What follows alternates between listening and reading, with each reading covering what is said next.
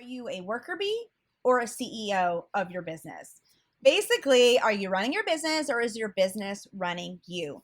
In this episode, I am joined with Brian Caparici from Sprout Studio. I have known him for so long. He is also the host of Business of Photography podcast. He teaches workshops. We have spoken at conferences together. He has been a professional photographer for many years and now runs Sprout Studio. He is actually the inventor and creator and owner of Sprout Studio, which is an all-in-one solution for photographers, which is why I have brought him on today to talk about tools to make your day-to-day more efficient and to help free up your time. However, it's going to be a little twist on this. Brian and I really get into CEO modes here, and we really show you exactly how you need to approach in looking at tools and systems and workflows from a CEO standpoint. We do throw out some information to share with you how to physically do this stuff, but it's going to be more of a how do I evaluate it, how do I face it, and what do I do with the information that I've received. So let's go ahead and dig into episode 109. Don't forget, you guys can find all show notes at rachelrankin.com/EPI 109. Welcome to the Business Bites Podcast, the podcast for busy entrepreneurs. Whether you're an online entrepreneur or seeking after brick and mortar success, this podcast brings you quick bites of content so you can learn and grow anywhere you are. Now here's your host, Rachel Brainke. This episode is sponsored by my law firm, Eden Law. At our firm, we work with entrepreneurs just like you in order to help protect your business. Whether you're a brick and mortar store or online, I want to help you guys stay legally protected through contracts, copyright, trademark, or even just having me come in and doing an entire business audit. We work with you one-on-one. We're not just order takers. We're not just template providers. We do all the work for you and with you since you are the CEO, the mastermind and head of your business. Please come check us out at eden-law.com, and we look forward to helping you grow your business to success. All right, Brian, so welcome to episode 109 of the Business Bites podcast. I am excited to have you today. Hey, Rachel, it's really great to be on. It's nice to be on this side of the microphone. Well, I guess I'm always on this side of the microphone, but on this side of the interview, I guess, is more what I'm saying. Yes, and as you guys know, I mentioned in the intro that Brian has his own podcast, the Business of Photography podcast, and I've been on a guest there, so we're in role reversal today. That's right. I'm grilling him with the question. So before we get into the topic of tools to make our day-to-day as entrepreneurs even more efficient and free up time, since we all have a finite amount of time, I want to start with a little bit of your background and your path to entrepreneurship, just in case some of the listeners aren't knowledgeable of Sprout Studio, your podcast, and you individually. Yeah, absolutely. So I've been a professional full-time photographer now for almost 15 years. And I actually got into photography because I like the business side. I'm one of those weird guys that actually enjoys entrepreneurship. Whereas, most photographers, and I'd argue even a lot of creative entrepreneurs get into the game because they love what they do, not necessarily the business of what they do. Mm-hmm. And so I've always had a passion for the business side. I went to school for computer science, so I've always been a tad on the nerdier side. And so I've always known what you can do with technology, and I've known what you can do in business and using systems and tools to help your business. And I remember sitting in my studio 5 or 6 years ago, just kind of piecing together all these different pieces of software using different gallery systems and contract systems and CRM systems. And I was using a custom built FileMaker Pro system. Like it was nerdy. It was great. It was useful, but it was also complicated. And I had to double enter everything in every different system. And I literally said to myself, and it's like this eureka moment that you hear a lot of entrepreneurs and big ideas, how they come from. I said, there's got to be a better way to do this, because if I'm finding it challenging and I like business and I like technology, which a lot of photographers don't like either of those two things. I said, if I'm finding it complicated, I'm sure that there's other photographers like me that find it complicated. And so I sort of set out to look for a better solution, and I couldn't find one that did all of these things in one place. So I said, well, I know what you can do with technology, so let's go ahead and get this thing done. So I guess fast forward in the last 3 or 4 years, we now have a full team here in the office at Sprout Studio. And Sprout Studio is now basically an all-in-one tool that helps photographers and I guess other creative entrepreneurs run their business. Everything from lead intake to emails to client management to contracts to invoicing to galleries, to digital fulfillment, pretty much anything you'd need to run your business, you can do in Sprout Studio in one place. It's, yes, literally everything. And I've been hearing on the street really excitement about one of your newest tools within the software is the new scheduler, which I think is phenomenal. Because like when you were talking about the systems a little bit ago about piecing stuff together, I remember sitting there going, okay, I need a redirect from this calendar to this PayPal to this thing, and I just remember it just being a nightmare Yeah. trying to keep track of everything. And it's so nice that it's all in one place. Well, and that's the thing is like there's ways to get this done. I mean, if you're technically savvy, if you like that stuff, if you want to piece together your own solution, there's absolutely ways to do it, and there's very efficient ways to do it. But there's something about just having everything in one place that keeps it simple for you, the photographer, but also for your clients. They get this nice, consistent experience that's well thought out and feels cohesive as they go through the entire experience Hmm. of working with you as their photographer. Hmm. And so yeah, I And mean that actually, scheduler part is in my mind, in our mind, sort of like it was the one piece that was missing. We still have a lot of our mhm, users and photographers that would use Spro for everything, but would have to link externally to another tool like a Calendly or Acuity or any of the other systems that allow you mhm, to do scheduling. So building mhm. that into Sprout definitely it saved our users money, and it made their lives a little bit simpler because it's now integrated. I love that. And so, in line with the whole looking at what is going on here, what is going wrong, or what can I improve, what is something that you could go back in time to your very first business, whether it was photography or the beginning of Sprout Studio? And what would you tell yourself, or what would you change looking back? It's so funny because I think about that concept a lot. If I could go back and tell my younger self something that I would do differently, what would it be? And I mean, there's all kinds of little nuances, but the thing that I find interesting, looking back in retrospect, I started my business because I liked business. In fact, I opened my photography business before I even own a camera, which is kind of Huh. funny and very ass backwards, but it's how I did it. But I've always liked that business side. And so for me, I always thought of business first and then photography second. Not that I didn't care about photography, but it's business always came first for me. So I was always mindful of systems and productivity and how can I make things more efficient and how can I be more organized. And, I've gone through different versions of those systems in the last 15 years as technology has changed, as the way that we do business has changed. But I would definitely encourage my younger self, but also just any photographer to you know take some time to step out of the busyness of your business. Mhm, I mhm, think that's probably the biggest challenge that we have as creative entrepreneurs is that we live and breathe in this space in the doing of the thing that we do. And we spend mhm, so much time in our business that sometimes we forget to step out and work on our business. And implementing a system or working on your efficiency or looking at different workflow tools or different ways of going about what you do on a day-to-day basis, that sometimes feels like it's this like thing that's impossible for us to spend time doing. When I speak or teach on productivity or on systems, I have this exercise that I walk through of time chunkings to make us mhm. more productive and make sure that we're doing the right things at the right time of the day and so on and so forth. And oftentimes I'll have photographers and they're like, Brian, you're crazy. Like, when do I have time to sit down and like be all dreamy with a blank calendar in front of me and like map out my time? And I'm like, well, if you don't make the time to do that, Yeah. you never will have the You time don't to have do the that. time not to. Exactly.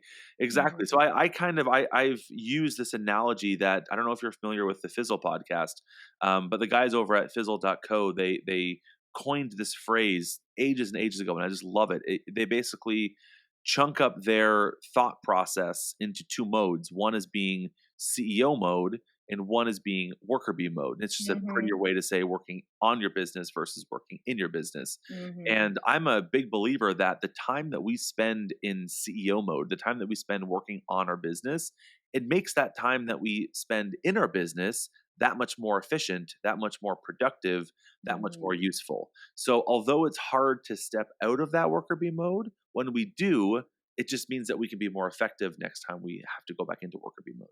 And I'm glad you said that because when I'm looking back with that question that I asked you, what would you tell yourself? And that whole eureka moment. It is being in the moments where I felt too much worker bee. I couldn't get out of the weeds and get to the 20,000 feet above to see what was going on. It was in the moments when I was feeling worn out or just on this endless treadmill that finally I would press the emergency stop and then go, okay, what is not working here? What can I fix system wise? And I love that we can throw out the word systems now, and most entrepreneurs understand what we're talking about. But you can have one in financial stuff, Yeah. on your legal workflow, your client intake, whatever it is in your business. Because when I first started out, at least for solopreneurship, the word systems really wasn't out there. Then again, there wasn't a lot of freemium information. You weren't bombarded with these terms all the time. But I just remember, so these words weren't even like in front of my eyes. All I remember is like the overwhelming, drowning feeling that I was having of, oh my God, all I'm doing is work or be all day. I'm not even able to, like what you're talking about, sit down and make my calendar. I'm not even able to sit and go, what is going wrong? Or how can I go meet no clients? Because I was so overwhelmed with just doing all the time.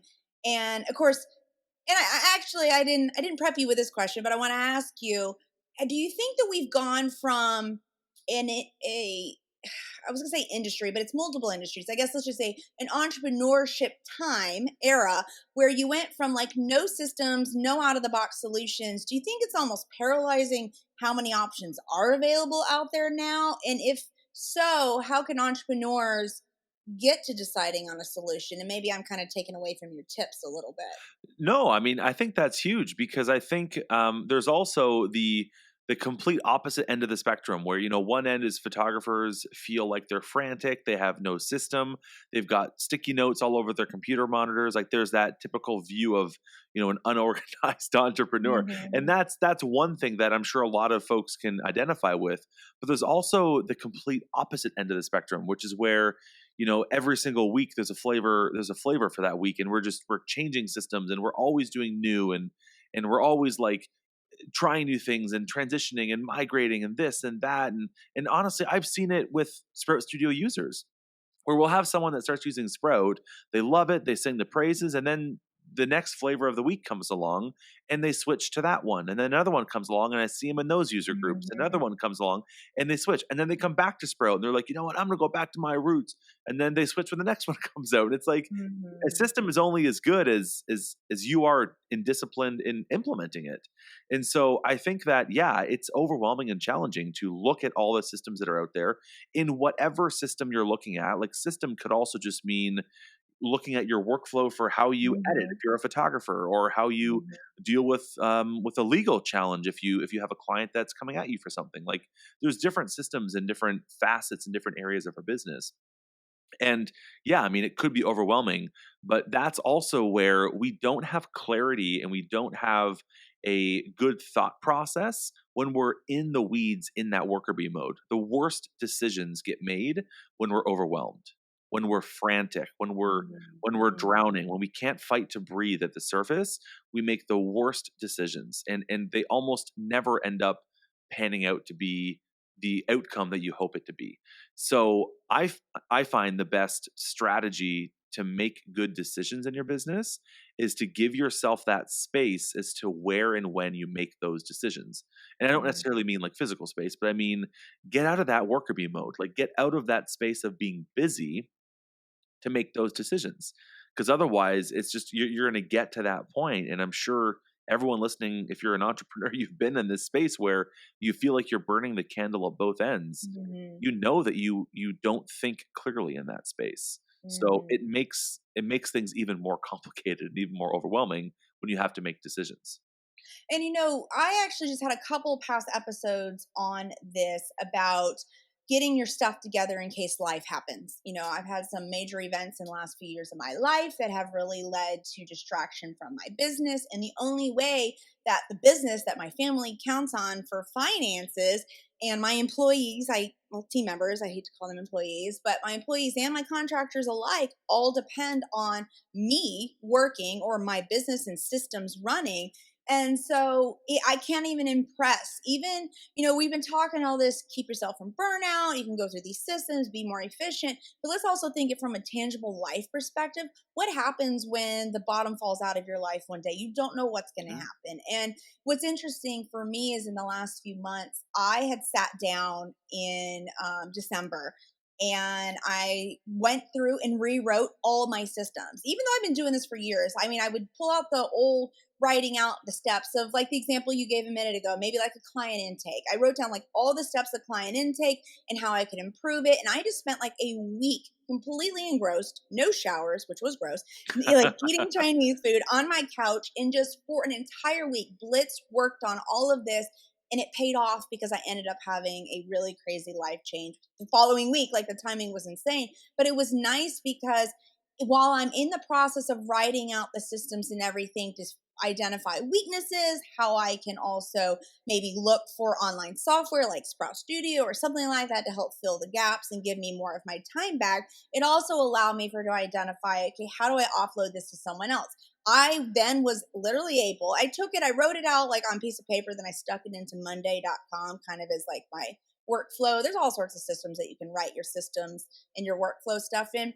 But now my team just picked up with that and ran with it to the best of their ability, right? And I didn't have to hands-on do that. So I guess my long-winded fashion, I'm just saying, we're talking about giving you guys more time back, more efficiency, but also consider you never know when the shoe will drop in life and you need to be able to have someone else pick up for you, or maybe you are not going to be in a mental state. You can even think about, oh my gosh, what's the next step in the client workflow? If you've already written it out, you've made it as efficient as possible, it's going to make those circumstances and life situations better for you, and you'll still be able to keep your business running.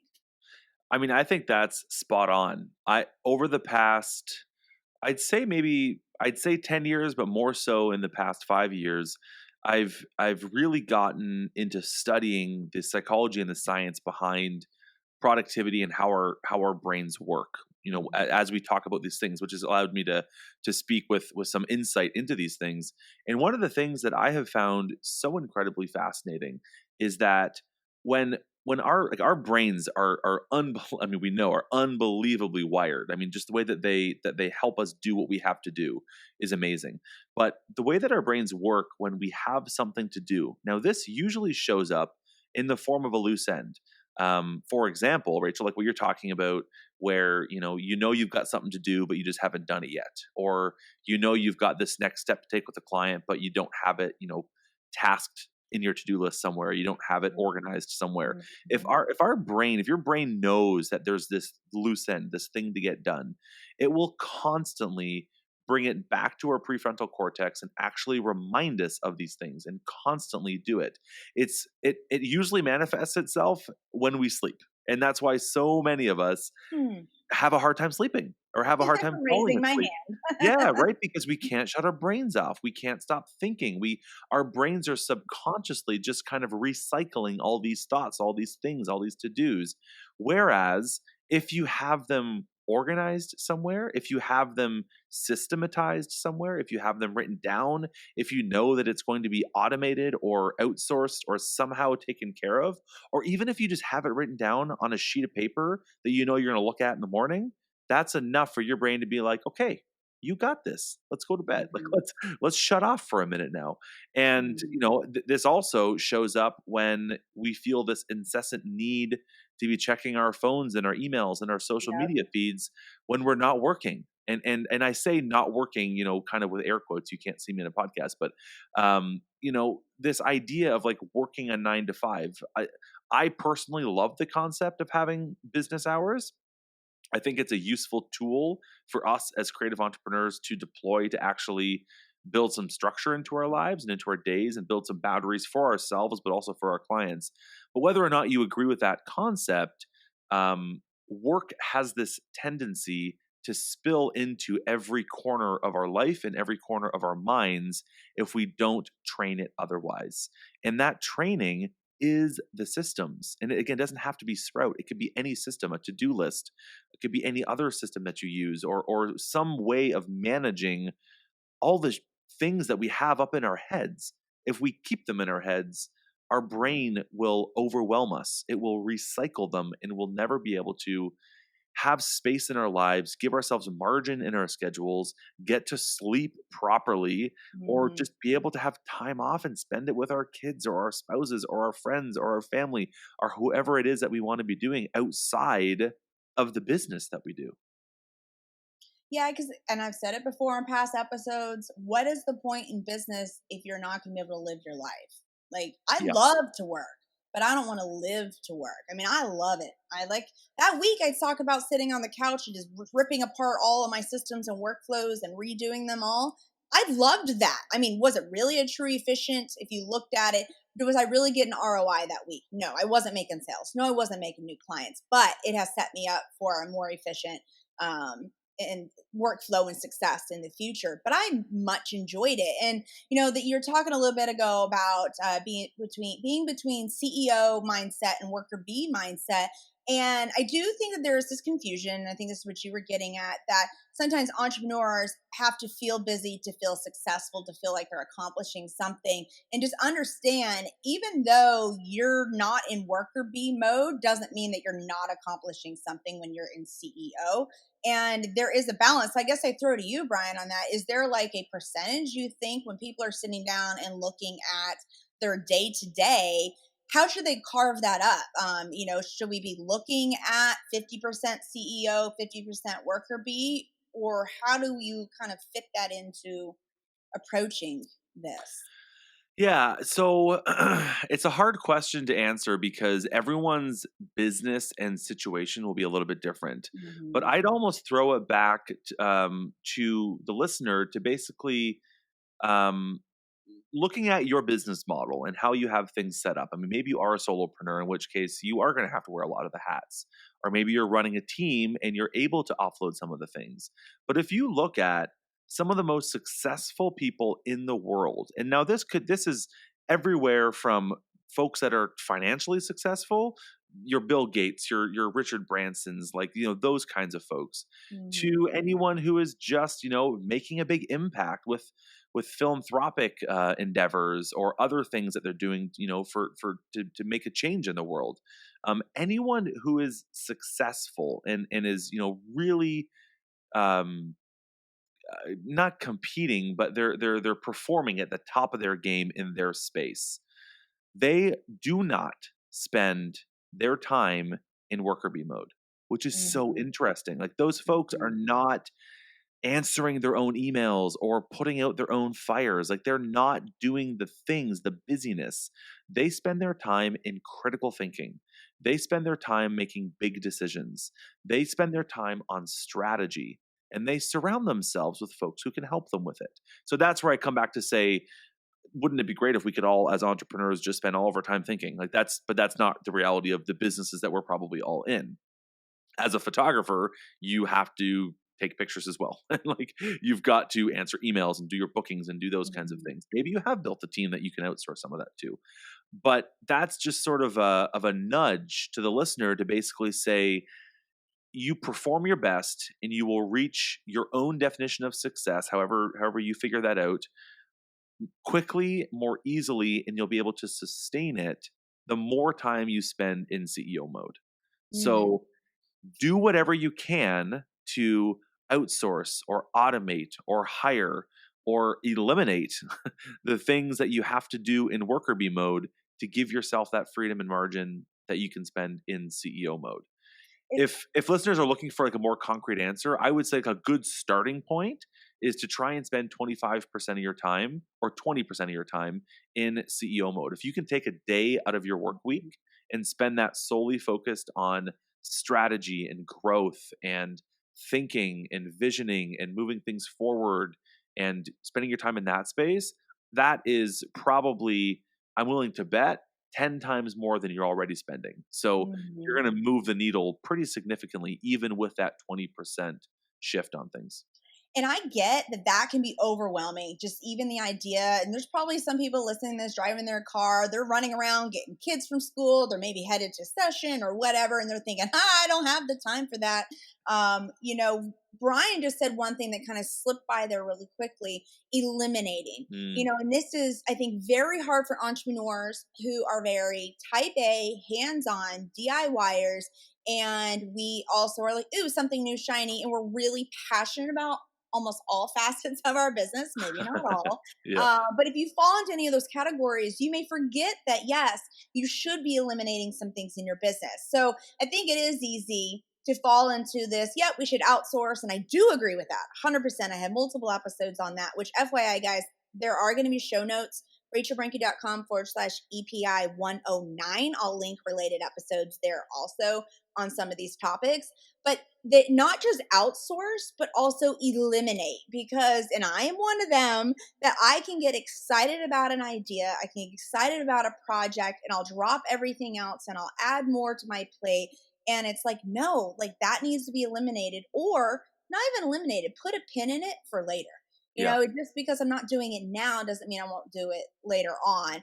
And luckily for me, I've had a good solid team for a few years who will say, we don't need one more thing right now. Like, can we put a hold on this? But if you're sitting there by yourself as a solo entrepreneur, there may be things that you need to eliminate or put a pause on in order to get your head around what we're talking about here.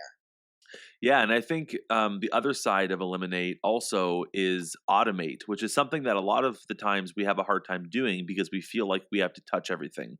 And I would argue that if there's anything in your business that you do repeatedly, that you do every time, Mm-hmm. borderline the same way for each client, for example, find a way to automate it. Like we don't need to be touching every single thing in our business. We have this like obsessive compulsive, like way of needing to like get our hands dirty in every single way. And it's like, yeah, do you really need to? Like, do you really need to? So, and that's where you can say, do you really need to? If you do really need to do that thing, try and find a way to automate it. And if you don't really need to do that thing, then like we said, eliminate it. And Eliminate it. at the end of the day, you always are saying no. Like whenever you're faced with any decision, should I do this thing? You're always saying no to something. So if you say yes to taking on that new project or booking that client because they're going to give you great exposure, you're saying no to something else, whether you realize it or not, because time is a limited thing. Like we only have 24 hours in the day. So when you say yes to one thing, you're saying no to something else. It could be your kids, it could be your family, it could be another big project, it could be CEO mode, it could be just some free time to read or a vacation or whatever it is. You're always saying no to something. Make sure you say no to the right things. And I think kind of to wrap this up a little bit is it's easy for us because we're in relatively, solid, successful places in our business. And I keep going back to the beginning that if I was in the first few years listening to this podcast back when podcasts really weren't a thing, and I would be anxious and I'd go, it's easy for you to say, but I am so scared. My family needs this money. I have to work all these hours. I can't pass up any opportunity. I love what you just said about if you say yes, you're saying no to something else. But how do you kind of help the listener? And even sometimes I think I still go through this when I don't want to turn down. I turned down an opportunity this morning, actually.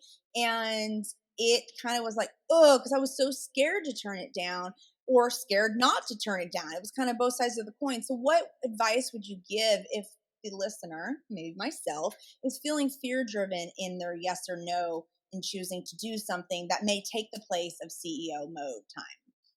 Yeah, I mean it's tricky because there's all this conversation that we're having here, and this is solid advice to help you move your business. If you zoom up 20 miles high and look at your trajectory, this is advice to move your business in the right direction. You're pointing your compass in the right direction. But when you get down in there, when you zoom down, when you're down on earth, and you need that paycheck to pay for your kids next school trip, or you've got your mortgage to pay, and well, Brian says to spend time in CEO mode, so say no to the job. So we'll go tell the bank we can't pay our mortgage this week. Okay, no, like I get it. When it gets down to the brass tacks of it, I mean, you've got to make a living, and so you're gonna have to make some sacrifices there in the sense of like you may have to take on jobs that you don't love as you're getting going. And I am 100% okay with that. Like I 100% encourage that. It drives me nuts when I see educators I know where you're going. talking about like, oh, you only have to do this one thing and say no to everything else. And it's like, Mhm. great. And then we just won't buy food for supper then. That sounds great. Like maybe that'll work in 2 years from now. Like or in the long term, it'll work. But in the short term, we'll just live on ramen noodles. It's like, no, that's not Mhm. okay. So as you go through seasons in your business, yeah, you're gonna have to say yes to things that you don't want to say yes to in those earlier days, and that's okay. But as long as you still give yourself some space to move yourself in the right direction, give yourself some space to be in CEO mode. And this whole idea of a 40-hour work week, working 9 to 5, I love to sit here and say, like, that's what we should be doing as photographers. We should have, this really, really nice work life balance, and we should be able to make a great living from photography and yada yada yada. I mean, that's where my thought process comes from, because for 15 years I've been a full-time photographer. My wife has been a stay-at-home mom with our 3 kids for the last 7 years. We paid off our mortgage, we own our vehicles. Like, we got ourselves to a place in life where Mhm. we had what we wanted, we had the success that we made the decisions that we wanted, all from the money I made with my camera. And so I say those things knowing what it's like to be there. Mhm. And I want to encourage photographers and anyone listening that, like, you can get there too, but that doesn't mean that in the early days you're not having to bust ass. Like, I'm not saying Mhm. that like you're going to have this beautiful, cushy, balanced 9 to 5 the day you open your doors. Like, that's not going to happen. Actually, I think that's Mhm. probably the minority. You're going to have to grind it out. You're going to have to hustle. You're going to have to work hard. You're going to have to say yes to things you don't want to say yes to. That's not inspiring for anyone to hear me say that, but that's kind of the It's reality of true. being an entrepreneur. It's the truth. Mhm. Mhm. And And so as and long I as you think have a what's plan, right? No, agreed. And I think, and actually with the planning thing, I think what's important is because I keep visualizing here like this, how I felt. Like I felt like I was on a treadmill and I finally had to yank like the emergency stop. All my Right. analogies always go back to like running or Right. something like that. Right. but I think there's a difference between sometimes you're gonna have to run longer hours. That's But it. there's a difference between that and getting into a treadmill where you're actually not going anywhere at all. Right. It's and I think the perfect example, for at least for photographers, and this can apply to anyone else that's listening.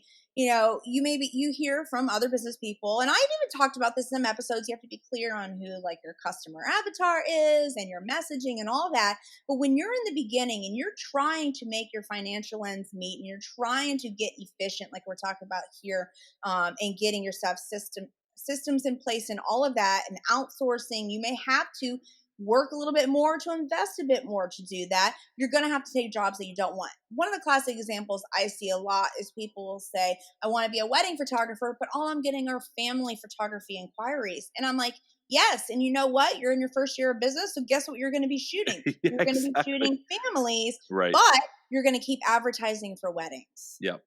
Well, at the end of the day, I guess I would almost turn that around to the photographer and say, great, you know what then? Only take on weddings, but that's probably going to mean you're going to have to go get another job working Yep.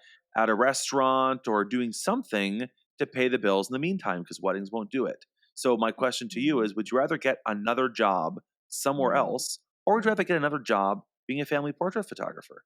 I would personally rather get another job making money with my camera. So, like, Mhm. that might mean booking the jobs that I don't want to do in the early days, and that's okay. And actually, the interesting thing, Rach, you just said the treadmill sort of analogy, and it's funny because I've never even thought of. I should switch my analogies, because I always say a rocking horse is constantly moving, but never actually going anywhere. No, I And like it's that. actually Mhm. interesting because you can almost say the same thing about someone running on a treadmill. I mean, Treadmill, they're yep. you can run as fast as you want. You can sweat and burn all the calories you want on that treadmill, but you never actually move anywhere. And Mm-mm. that's an interesting analogy for us when we look at what we do on a day-to-day or a week-by-week basis. We can feel busy and we can feel like we're moving and we're sweating and we're busy and we're doing all these things and feeling like we're accomplishing things. But if we're not actually moving in the right direction, then we're no different than that rocking horse. We're no different than, someone on a treadmill that's trying to actually go from point A to point B, that's not actually physically moving in the right direction.